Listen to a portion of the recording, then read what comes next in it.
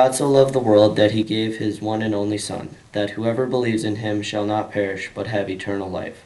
For God did not send his Son into the world to condemn the world, but to save the world through him. Here ends the reading. Instruments in a marching band, playing songs of hope, playing songs of peace. They're the songs of every man. God is watching us. God is watching us. God is watching us from a distance. And that's a beautiful image. But when we live in this world, we're right here in the midst of the grit and the grime, and there's people who look at you with that look, people who say things that are not kind. There are times when we say things that are wrong. And God is more than just standing back, googling the earth.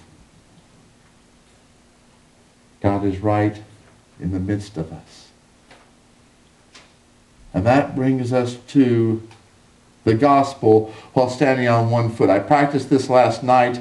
It's not pretty, because I'm built more or less like a potato with two toothpicks. And you don't balance on one toothpick very long. Here is the Bible, imagine on one foot. For God so loved the world that he gave his only begotten Son, that whosoever believeth in him shall not perish, but have everlasting life. God sent not his Son into the world to condemn the world, but that the world through him might be saved. The word world, when John says God so loved the world, my first thought is often the Google picture, the globe, or the world as all the people. But, you know, in the Greek, there was a word being the globe. Actually, it was the dome of heaven over the flat earth, but there's a word for that. John didn't use that word. There is a word for all the people in the world. John didn't use that word either. He used the word cosmos, K-O-S-M-O-S. Greek word, we get the word cosmos, cosmology, cosmopolitan. Well, if you look up the word cosmos, the first definition, an orderly arrangement.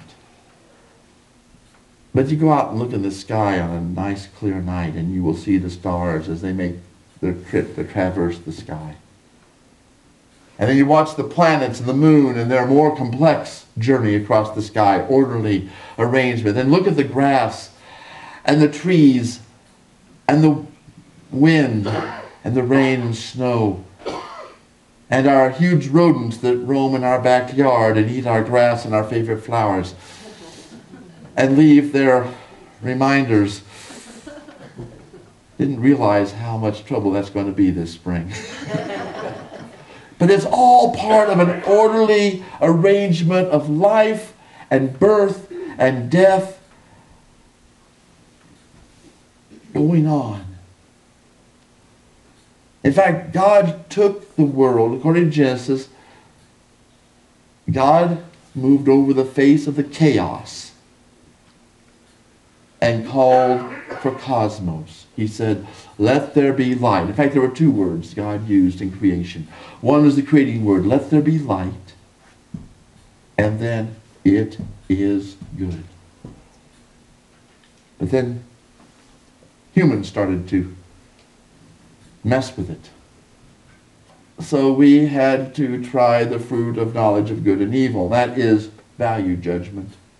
Because if we have good value judgment, we can separate the good from the not so good. And we can focus on the good and somehow get rid of the not so good. This is not like God. When God says it's good because God said so. We, on the other hand, make decisions.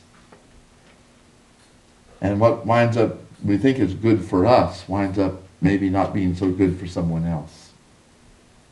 It's all part of us trying to learn about how the world is an orderly arrangement in love.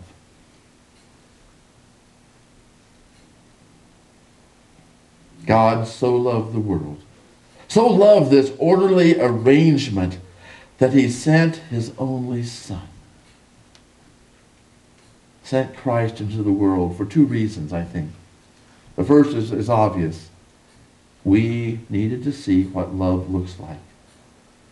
As we watch the life of Christ, we listen to the teachings of Christ, we see the healing and the cleansing that Christ does, and we see the sacrifice Christ makes.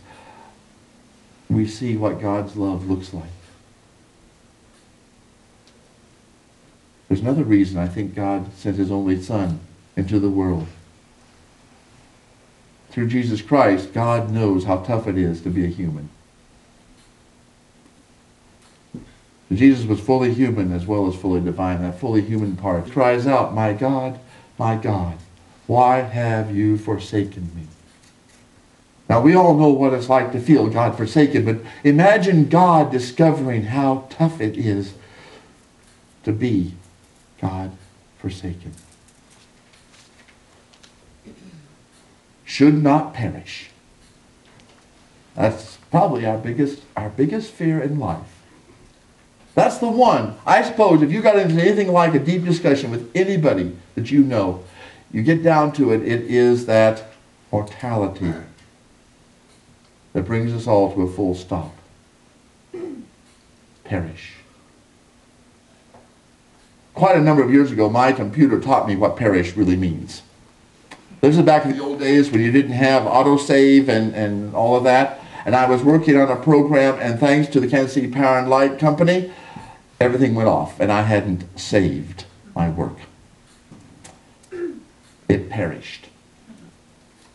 Those who believe, those who know this truth of God, who can live this truth of God, shall not perish but have everlasting life. That is the great promise. It's not that we'll go to hell. It's that we will live. Everlasting life.